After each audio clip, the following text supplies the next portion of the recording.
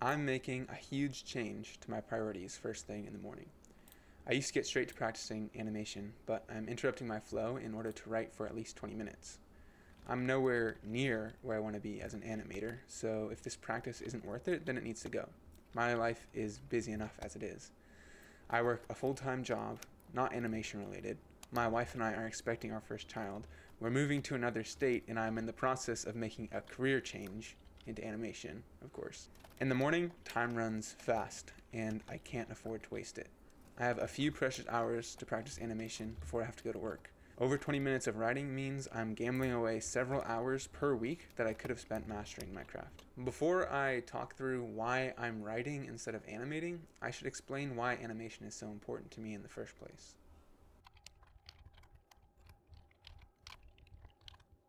Now, I saw a T-Rex when I was about 10 years old. It was an advertisement for the John Paul the Great Catholic University Game Design degree program that featured an unshaded 3D model of an epic beast. I've been watching the 3D animated series Walking with Dinosaurs on and off for most of my childhood, and I'd seen a fair share of CG dinosaurs, but this time was different. Seeing the gray, unrendered polygons of that mesh was the last piece my little brain needed to connect the dots. Someone, somewhere, was making those dinosaurs come to life on screen, and it was something I could learn to do. I probably spent a good 5 minutes staring at the page, just admiring the geometry. With that inspiration firmly seated in my mind, I commandeered my dad's laptop and discovered Blender.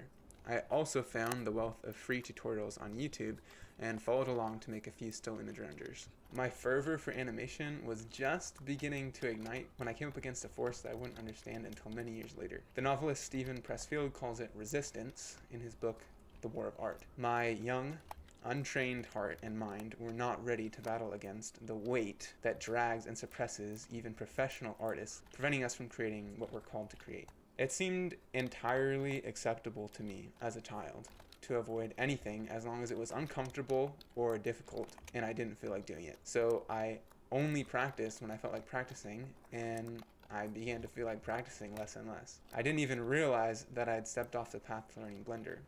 Like a ghost who doesn't know he's dead, that fascination with animation pleasantly haunted me. In my head, I was still an animator. Through high school and college, I was verbally adamant about becoming an animator.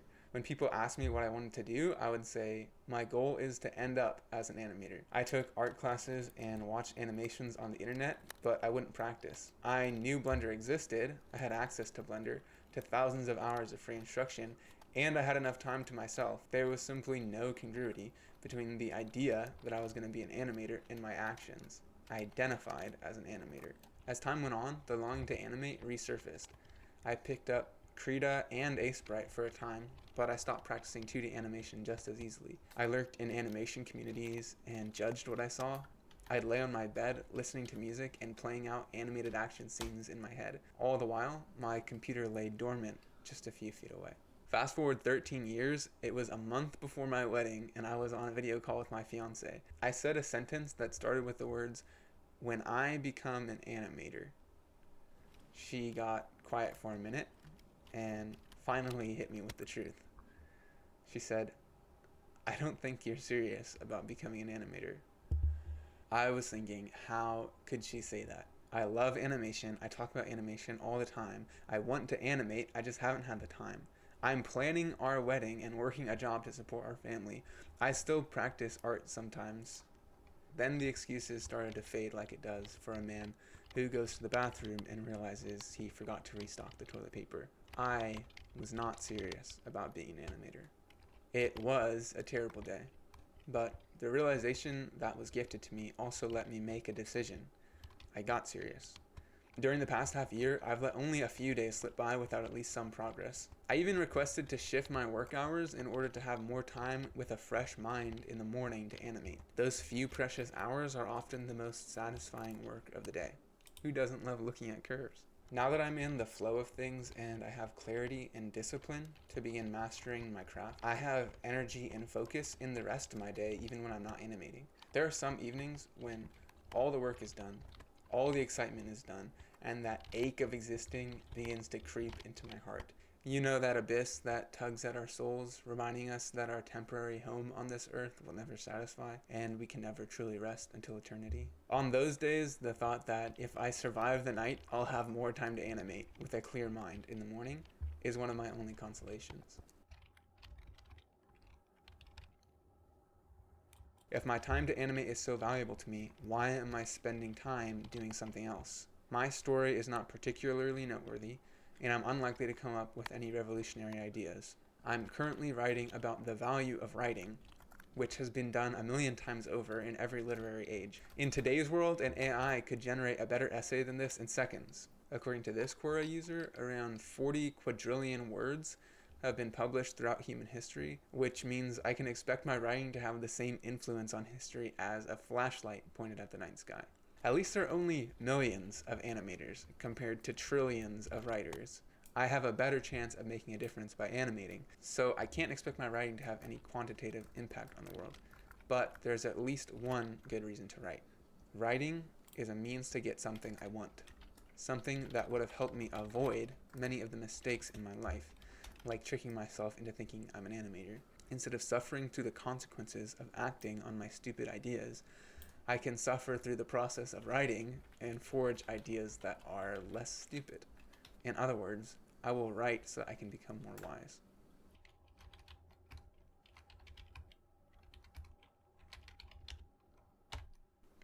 When you ask someone what is wisdom, they might try and give a definition. Wisdom is knowledge put into practice. But there's another way to answer, which is to share a piece of wisdom. There seems to be a benevolent spirit that compels the wise to share what they've learned, to try and impart something good on others so that the same mistakes aren't repeated. Almost anyone can recognize a wise saying as wise, and yet wise sayings are seldom useful to anyone who hears them. If humans could act on all the wisdom they had access to, then the internet would have ended stupidity. I myself knew that it would be wise to take advantage of my youth and free software and the millions of hours of free education. I knew it was unwise to quit something just because it was difficult. For 13 years, I knew I could start getting better at animation at any time, but the wisdom I knew only existed outside of me. I may hear something wise, but to know if wisdom is in me, I have to be able to produce it out of me. I can't presume to have wisdom that I can't articulate or demonstrate. Up until the day that my wife shattered my understanding of my professional identity, I was producing stupidity whenever I spoke about my goals. It was stupid to tell people that I wanted to be an animator because it wasn't true. After that video call, I was able to call her back and tell her, "You're right. I'm not serious about animating. If I was, I'd be practicing seriously." But before that day, I would never have been able to put that into words. So without my idea, but it would have been ultimately useless to me because I would not have had the wisdom.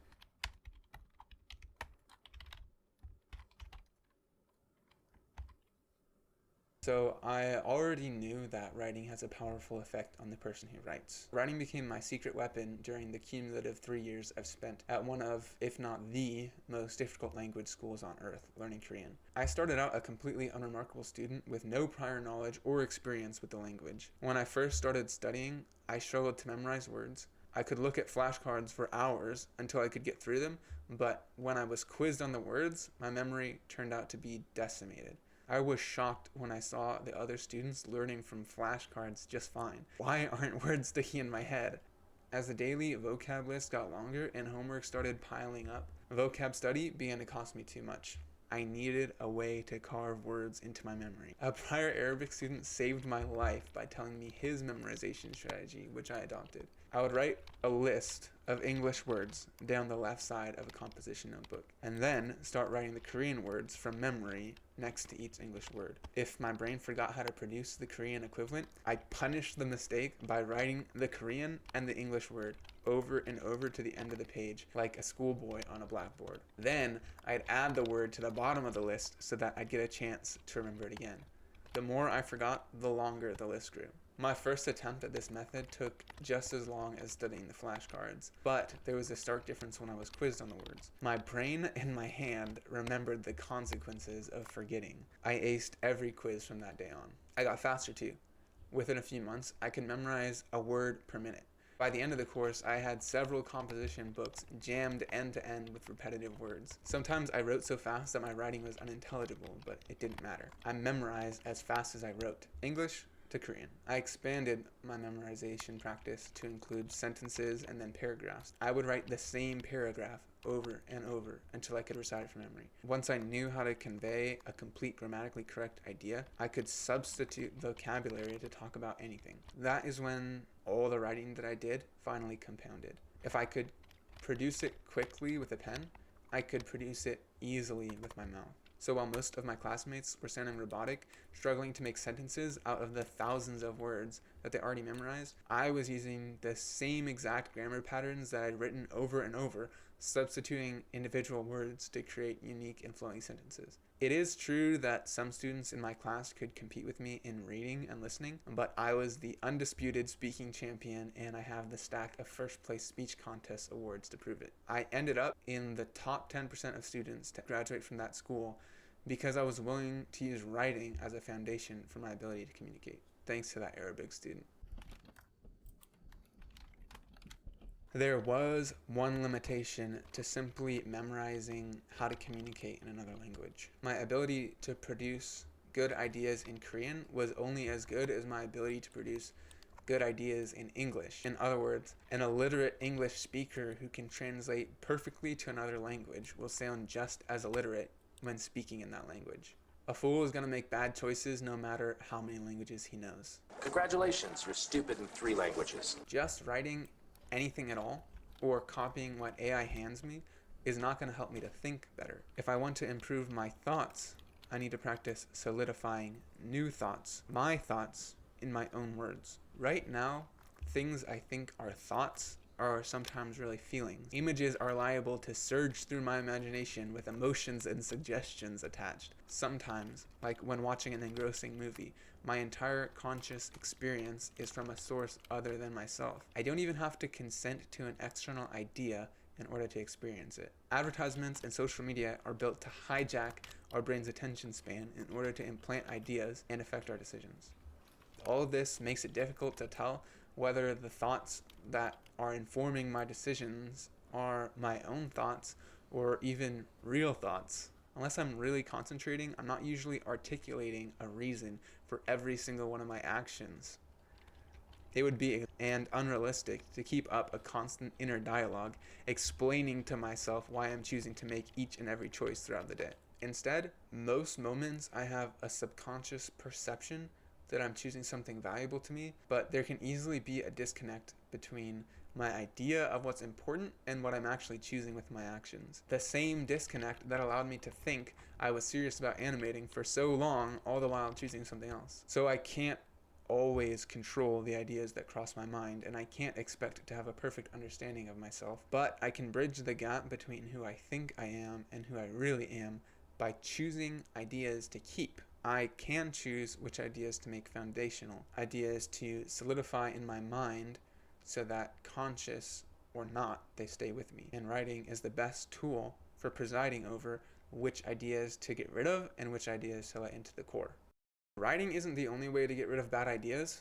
I can concentrate and think, of course, but if I'm going to put in the effort to do that, I might as well write. I can talk to people I trust, but it's very difficult to find someone who will reliably call me out on my stupidity before I act on it, and even less likely that I would actually listen. The example I gave about my wife is the only example I can think of where I was blatantly confronted in recent memory. Ultimately, my thoughts and my actions are my responsibility, and I can't count on anyone else, even my wife, to ensure their quality. She can't and shouldn't challenge everything I say. She's my partner, not a band-aid for my foolishness, and because we're partners, I owe her my strength. So the quality control for my thoughts has to begin and end with me. To write this essay, I used a program called the Essay app, which has UI built specifically to let writers pass judgment on every sentence. Thousands of words and hundreds of sentences never made it into the final draft of this essay. If I didn't think a sentence belonged, I deleted it or reworded it. Countless thoughts were banished to the backup files. Writing like this forces me to confront every argument and make a decision about whether to keep it or throw it away. Forming something long and coherent is painful. It's work, but there's no better fire for forging thoughts. There's no better way to possess an idea than to have the ability to write it and the fortitude to act on it. So this essay is both my evidence and my argument that writing works for distilling wisdom.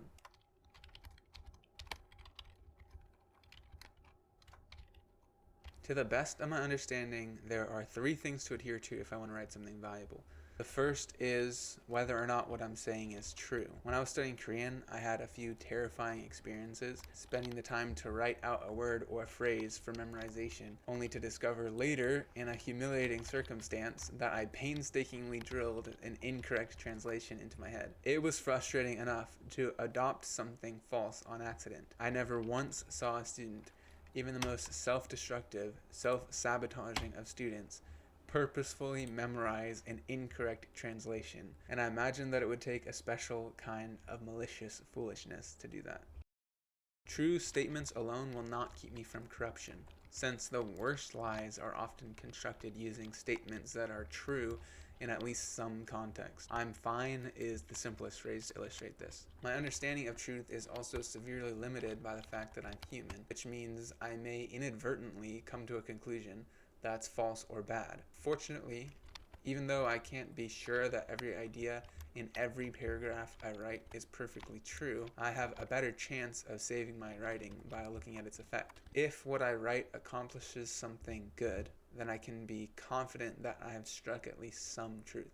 If I could think of only good and true things for the rest of my life, then I would be better off than anyone I've ever met. But even if I try and fail, I will have a much better time in life. The most beautiful people I know, with the most satisfying relationships, the deepest sense of purpose, and the most positive impact on the people around them, also happen to be the people who are the most truthful and the most integrous. People who are always attempting to do something good.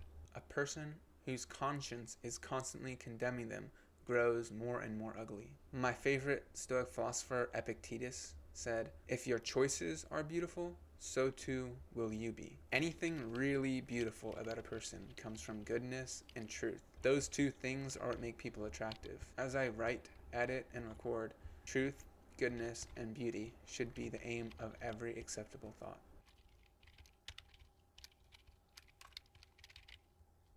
All that said, wise thought alone will not be enough. Wise thought must inform a wise choice followed through to complete a wise action, which means that whatever I write can't end on the page. When I let a thought slip through the sieve of my editing, I'm admitting to believing it, and for the sake of my integrity, I have to be willing to back up my beliefs with action. Every time I think I should, I have to follow it up with, "so I will," or else I disintegrate. If I want my writing to be useful to my decisions, then I have to write with my current problems in mind and be ready to act on my conclusions. There might come a time when I'm too afraid and stupid to actually act on something I say I believe, which would be embarrassing, especially if I published this.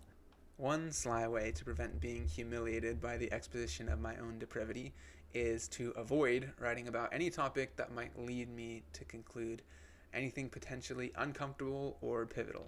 This method is sometimes called insanity, and it's a spirit I try to keep far away from me. But avoiding it is trickier than it might seem at first, since insanity is also an intelligent disease with an understanding of maneuver warfare. If it can't get me to stop writing at all, then it will settle for letting me write about something completely inconsequential.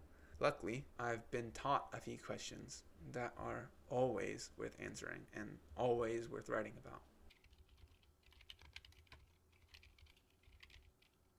There's one question expressed in different ways by great leaders concerning warfare throughout history, and although the wording is different, the meaning stays the same. The answer is the most important piece of information on the battlefield. You might look at a map and know where the enemy is. You might know their weaknesses. You might know the safe areas, what the objective is, how to accomplish it. But if you don't know where you are, you're stuck. You can't make any decisions about where to go or what to do until you figure it out. This is the first task in a war zone and in life, which is a war zone. Figure out where you are, and then you can figure out everything else. In the spiritual realm, this is called humility, the ability to recognize who you are in relationship to God and the people around you. Not thinking you're higher or lower, or more or less influential than you are in reality. In a cognitive struggle, it means clarifying what you think, understand, and perceive. Answering the question, where are you, is an attempt to distill the truth as it pertains to your specific circumstances. In essence, it's the easiest way to figure out where your starting point should be, because no matter what, you have to start from where you are. From the beginning of calamity in human existence, this question was our first defense. In the book of Genesis, the first humans shatter our ability to trust each other. They give up human trust in God and bring about the hostile wilderness that we now live in. And in that chaos, God meets the fallen humans and arms them with that question. They heard the sound of the Lord God walking in the garden at the time of the evening breeze. And the man and his wife hid themselves from the presence of the Lord God among the trees of the garden. But the Lord God called to the man and said to him, "Where are you?" He said, "I heard the sound of you in the garden, and I was afraid, because I was naked, and I hid myself." Okay, I don't blame the first guy for giving an indirect answer. What's the point of hiding if you're just going to admit where you are as soon as you're asked? There are undoubtedly countless reasons to give a vague answer. Shame, fear, uncertainty, incompetence. On top of that, the question has infinite potential detail. Where I am could mean where I am mentally, where I am physically, emotionally, spiritually, any combination. I can describe where I am in relationship to something else, or compared to where I was before. It would be impossible for me to give a perfect, all-encompassing answer, but at least I have a benchmark. I can aim to give a better answer than "I'm hiding."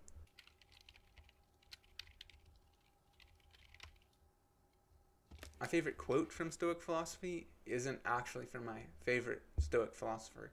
It's from Seneca. He says, "If a man does not know to which port he's steering, no wind is favorable to him." It's heavy with symbolism, but it's an accurate and simple model for the next two questions. Forces, like the wind, are constantly forcing our existence to change, and we all have a trajectory. Even an object fixed perfectly in three-dimensional space is inevitably moving through time. Humans, uniquely, are also able to move across dimensions that are impossible for lower existence, including moral and social dimensions. So for us, being able to answer the question, "Where are you going?" is essential. Like the first question, "Where are you going?" has infinite potential detail to be expanded upon. I can stretch my imagination to infinity thinking of possible futures and outcomes. Uncertainty adds another dimension of infinity. I don't understand myself or the forces acting on me right now, let alone the forces that will act on me in the future. That strong wind I feel might be the only thing providing lift to my wings. That safe ground I'm clinging to might be seconds away from becoming a sinkhole.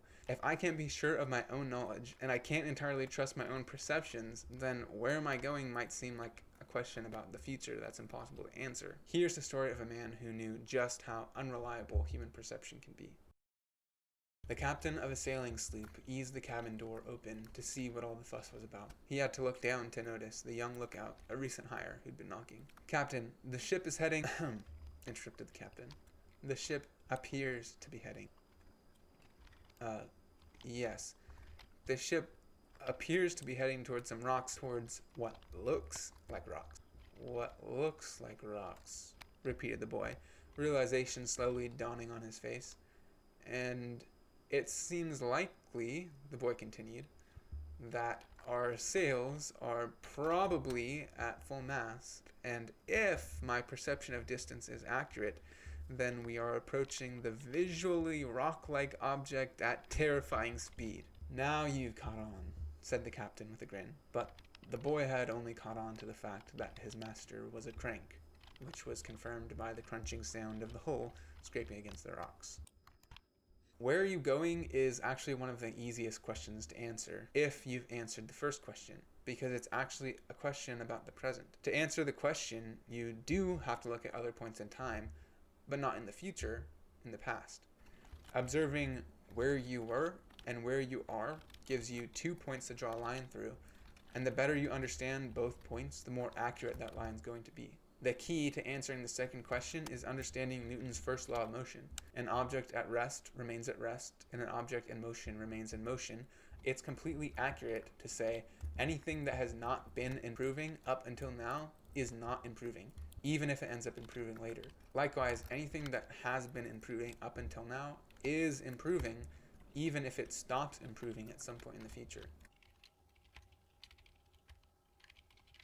Even incredibly short-sighted people have a brain that's constantly trying to figure out where they are and where they're going so that it can make decisions. But we let our hardworking brains down in two ways. The first way is by not putting in reasonable effort to answer those first two questions truthfully. The second way we fail our brains is by not telling them what to do with the information.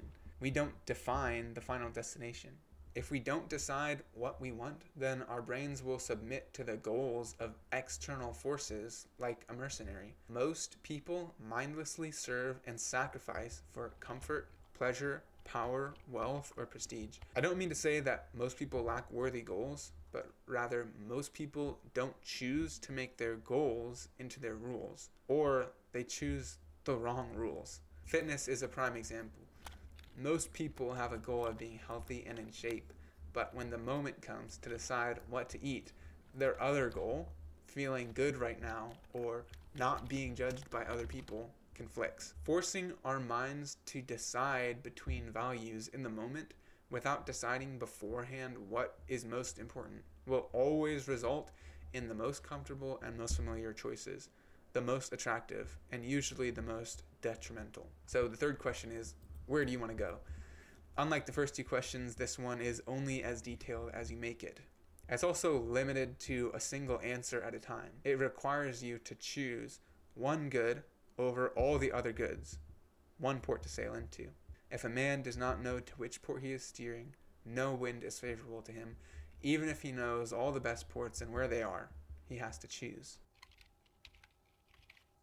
To commit to writing is to choose one idea at a time to write at the expense of all the other ideas. To edit is to keep one sentence in its place over all the other possible sentences. That's practice for making the rest of the decisions in my life. Writing also specifies for my own mind and solidifies what I actually believe, which provides the rules and the basis to make the hard decisions. My mind is like a city to be ruled.